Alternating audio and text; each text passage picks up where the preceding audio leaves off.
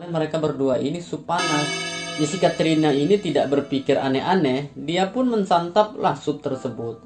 Dan dia juga menikmatilah sup tersebut, karena sup itu dia rasanya itu sangat enak banget. Dia tidak menyadari sup yang dia makan adalah daging temannya sendiri. Kisah ini dilakukan oleh dua orang pria kepada seorang perempuan, yang mana perempuannya ini tidak lain adalah pacarnya sendiri.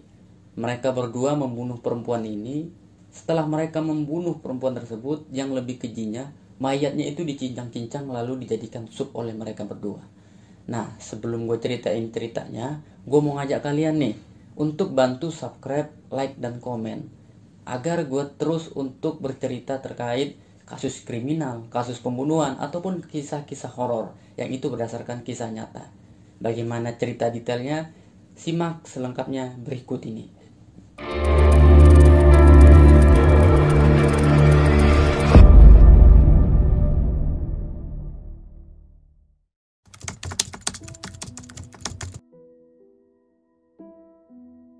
Pada tahun 2009, ada seorang perempuan yang bernama Carlina. Umurnya itu sekitar 16, yang itu dia masih sekolah. Ya, masih terhitung ABG lah bisa dikatakan. Nah, sedangkan si Carlina ini anak tunggal dari keluarga yang tunggal juga. Kenapa gue katakan tunggal? Karena orang tuanya ini sudah lama bercerai. Jadi, mereka tinggal di rumah itu hanya mereka berdua, yaitu ibu sama si Carlina ini. Sedangkan ibunya ini sibuk bekerja untuk mengcover kehidupan mereka sehari-hari. Nah, si Carlina ini selain disibukkan sekolah menuntut ilmu, si Carlina ini juga sibuklah untuk mengembangkan bakatnya. Yang mana terkhususnya dia ini berbakat di bidang seni. Dia mampu membuat naskah film, teater, ataupun membuat puisi lah.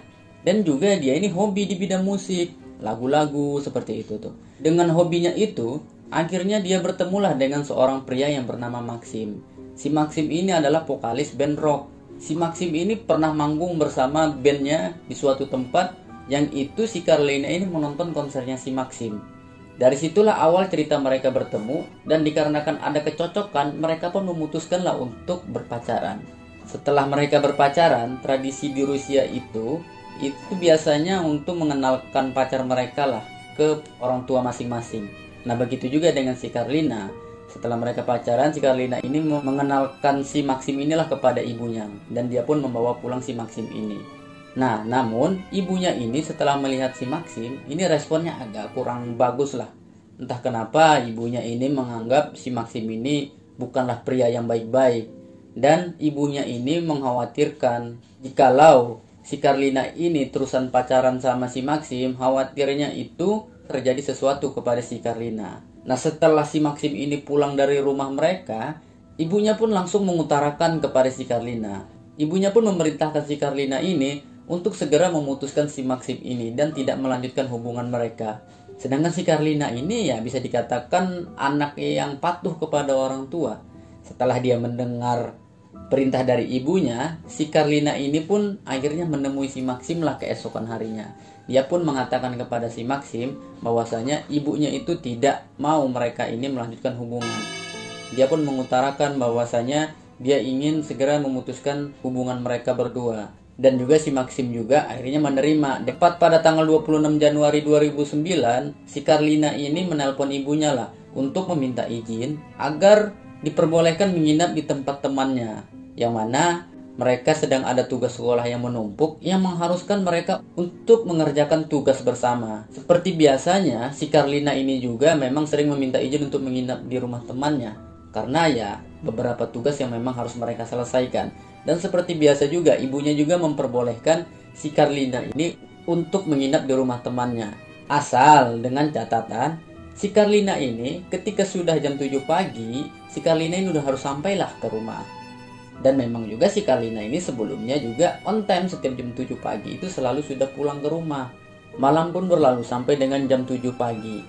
Nah, sampai dengan jam 7 pagi, ibunya ini khawatir lah karena jam 7 itu si Carlina ini belum pulang juga. Biasanya kan jam 7 itu dia udah sampai di rumah. Tumben kali ini kok belum pulang. Begitulah pikiran ibunya.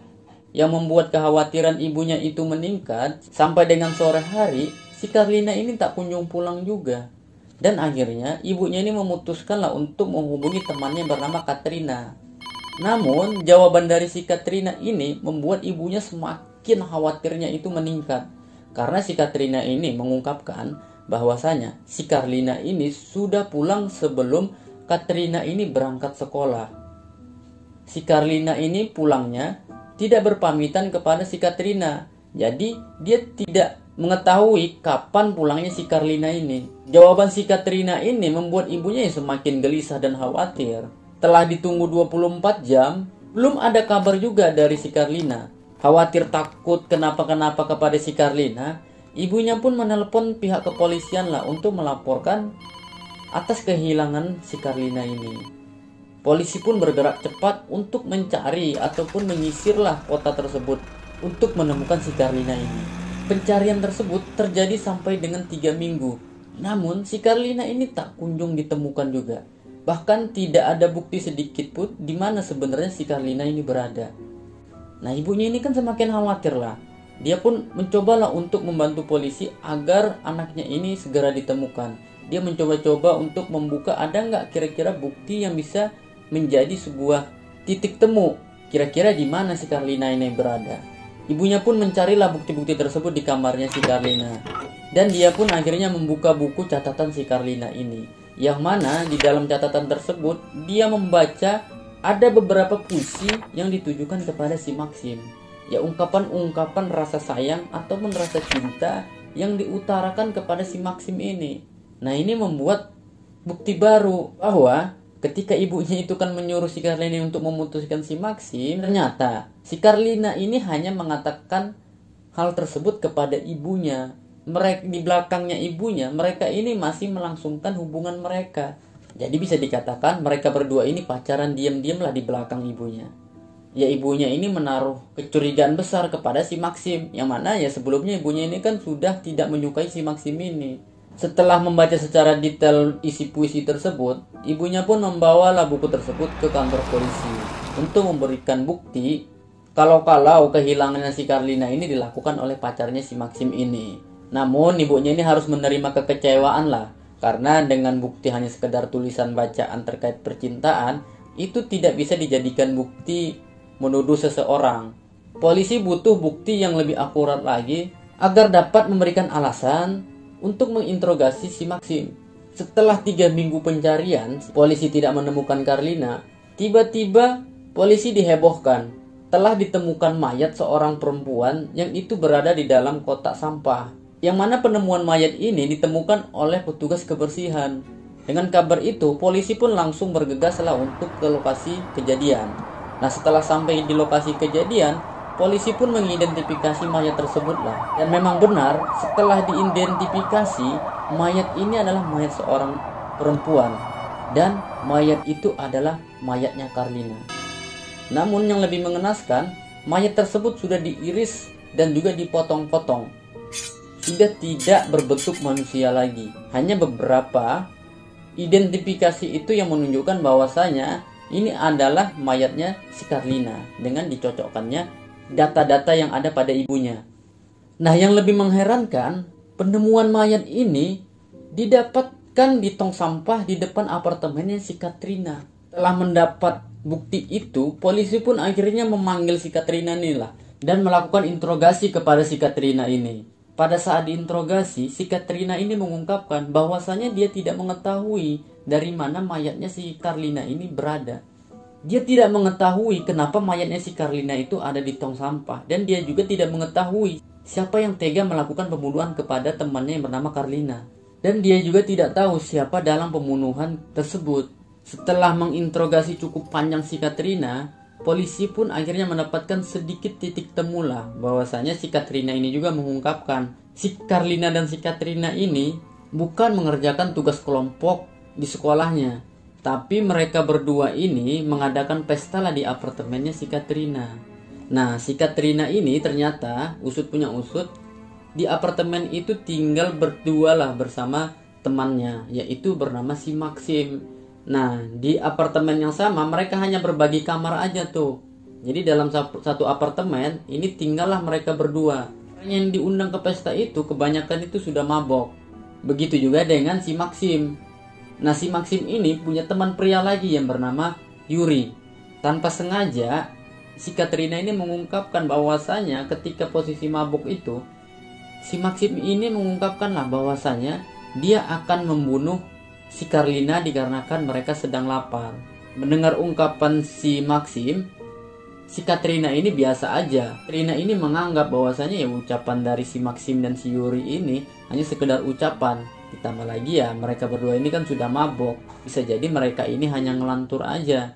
Pada pukul jam 1 malam, si Maxim ini memerintahkanlah untuk kawan-kawannya itu segera pulang. Nah, dia mengatakan ingin berdua saja bersama dengan si Karlina. Dikarenakan mereka ini pasangan ya, yang lainnya ini menghormatilah. Ya teman-temannya ini pun langsung pulang lah. Begitu juga dengan si Katrina ini pun masuklah ke kamarnya dan tidur. Nah, hanya menyisakan mereka bertiga, yaitu si Karlina, si Maxim, dan juga si Yuri. Nah, si Katrina ini juga mengungkapkan bahwasanya ada suara keras di dalam toilet mereka. Dikarenakan dia juga sudah mabuk berat, jadi dia tidak menghiraukan suara tersebut. Setelah pagi, si Katrina ini pun kebelet buang air kecil lah, dan dia juga menuju untuk toiletnya. Nah, sesampainya di toilet itu, dia mendapati Yuri itu sedang berdiri di depan toilet. Nah, ketika dia hendak masuk, si Yuri ini pun menahanlah agar si Katrina ini jangan masuk ke dalam toilet itu. Dan si Yuri juga mengatakan bahwasanya si Karlina dan juga Maxim ini sedang mandi bareng, jadi nggak boleh diganggu. Sedangkan si Yuri menjaga agar orang itu nggak bisa masuk melihat mereka sedang mandi berdua. Nah, dengan ungkapan itu ya si Katrina ini nggak jadilah dia masuk, dan dia pun akhirnya mandilah di dalam kamarnya si Katrina ini. Ya si Katrina ini juga mengungkapkan kalau dia ya nggak merasa ada sesuatu yang janggal. Dia pun ya setelah mandi itu bergegas, lalu dia juga berangkatlah ke sekolahnya. Namun sebelum dia berangkat ke sekolahnya ini, dia nanyalah ke mereka berdua, si Karlina ini kemana kan gitu. Nah, mereka juga mengungkapkan kalau si Karlina ini sudah pulang dan mengatakan menitip salam kepada si Katrina untuk pulang duluan tanpa berpamitan kepada si Katrina ini. Yang mendengar ungkapan itu, si Katrina ini pun percaya aja tanpa menaruh perasaan curiga lah kepada mereka berdua. Mendengar pengakuan dari si Katrina ini ya sedikit-sedikit polisi pun menemukan petunjuk siapa kira-kira dalam pembunuhan dari si Karlina ini. Polisi pun langsung bergeraklah ke TKP dan langsung menginterogasi si Yuri dan juga si Maxim. Nah, setelah menginterogasi mereka berdua, akhirnya kasus ini pun terungkap. Nah, setelah diinterogasi berjam-jam, akhirnya si Maxim dan si Yuri ini mengakuilah bahwasanya dalang dari pembunuhan si Karlina ini ya mereka berdua. Dan mereka juga menceritakan detail bagaimana cara mereka untuk melenyapkan nyawanya si Karlina ini. Si Maxim ini mengungkapkanlah ketika mereka ini menyuruh teman-temannya itu pulang, pada tengah malam, si Yuri dan si Maxim ini tiba-tiba merasakan lapar yang sangat luar biasa. Dan akhirnya mereka berdua ini sepakatlah untuk memakan dagingnya si Karlina ini. Namun sebelum untuk membunuh si Karlina, mereka terlebih dahulu lah untuk menyuruh rekan-rekan mereka yang sedang party ini agar segera pulang. Ya, nah setelah rekan-rekannya itu pulang, si Maxim ini mengajak si Karlina ini untuk mandi bareng. Pada saat mandi bareng itulah si Maxim ini langsung mencelupkan kepalanya si Karlina ini ke dalam bak mandi. Sampai akhirnya si Karlina ini pun kehabisan napas lalu meninggal dunia. Setelah meninggal dunia, si Maxim ini pun memanggil si Yuri lah yang tadi jaga di depan. Akhirnya si Yuri ini pun masuk. Mereka pun memutuskanlah untuk mencincang kecil-kecil bagian tubuhnya si Karlina ini. Setelah mereka mengiris kecil-kecil dagingnya si Karlina, nah potongan tubuhnya ini dimasukkanlah ke dalam kulkas. Selebihnya itu, mereka itu mensup dagingnya si Karlina ini dan dijadikan sarapan lah oleh mereka berdua. Sesampainya di apartemennya, si Katrina ini melihat si Yuri sama si Maxim ini udah duduk lah di meja makan dan juga sedang menikmati sup panas. Yang namanya pulang dari sekolah, otomatis kan orang itu lapar dan juga capek kan. Nah, ketika dia pulang, disuguhkanlah oleh mereka berdua ini sup panas. Si Katrina ini tidak berpikir aneh-aneh, dia pun mensantaplah sup tersebut. Dan dia juga menikmatilah sup tersebut, karena sup itu dia rasanya itu sangat enak banget. Dia tidak menyadari sup yang dia makan adalah daging temannya sendiri. dagingnya si Karlina ini yang sudah dimakan, dicincang-cincang oleh si Maxim dan juga si Yuri. Dirasa sudah puas lah mereka ini memakan dagingnya si Karlina. Sebagian dari potongan tubuhnya si Karlina ini pun mereka buanglah ke tong sampah di depan apartemennya mereka. Jadi di dalam tong sampah itu sampai dengan akhirnya 3 minggu ditemukanlah oleh petugas kebersihan. Dan disitulah tadi terjadinya penemuan mayat tersebut. Akhirnya pun polisi pun memutuskan bahwasannya tersangkanya ya mereka berdua, si Yuri dan juga si Maxim. Maret 2009 akhirnya vonis pun dijatuhkan kepada mereka berdua, yaitu kepada mereka berdua ini dijatuhi hukuman sebanyak 20 tahun penjara. Nah, di dalam persidangan tersebut ini ada tidak adilan lah yang dirasa oleh ibunya si Karlina ini, yang mana ibunya ini merasa bahwasanya pengacaranya si Maxim dan juga si Yuri ini terlalu berlebihan dalam membela mereka berdua. Pengacara mereka berdua ini mengungkapkanlah kepada hakim bahwasanya mereka berdua ini adalah pria yang baik-baik dan juga terkenalnya pria yang pendiam. Nah, mendengar ucapan itu ibunya ini agak sedikit tersinggung lah dan juga bersedih hati. Dan dia juga melontarkan ucapan kepada forum sidang tersebut. Saya sudah salah dalam mendidik anak saya yang menjadi orang yang terlalu baik. Hingga akhirnya kebaikan anak saya itu dimanfaatkan oleh iblis-iblis ini. Sungguh saja, kamu akan mendapatkan azab neraka yang sangat pedih.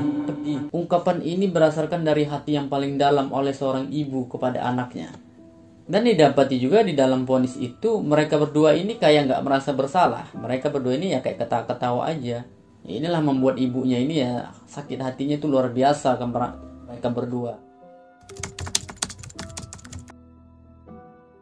Tepat pada tahun 2017, polisi pun akhirnya mendapat kabar bahwasannya si Maxim ini akhirnya bunuh diri. Nah, sebelum dia bunuh diri, dia pun menulis catatan lah yang mengatakan dia akan melakukan bunuh diri. Si Maxim ini percaya bahwasannya adanya reinkarnasi. Dia menganggap bahwasannya reinkarnasi dia di kehidupan kedua adalah menjadi pria yang baik-baik dan lolos dari hukuman penjara tersebut. Sedangkan si Yuri ini tidak melakukan apa-apa karena dia merasa pada tahun 2027 ini batas hukuman dia akan selesai. Jadi dia memutuskan untuk sabarlah menjalani hukuman kepada dirinya. Dari kisah ini kita belajarlah banyak manusia itu yang aneh dan cara berpikirnya itu bisa tergolong rumit lah menurut gue. Termasuk warga story harus kudu berhati-hati lagi nih dalam hal menjaga lingkungan dan juga pertemanan. Dan juga kita saling lah untuk merubah pola pikir. Jangan gara-gara hanya sekedar lapar itu sampai dengan akhirnya membunuh nyawa seseorang tuh. Kan aneh banget tuh. Nah, cukup sampai di sini ya kasus kali ini.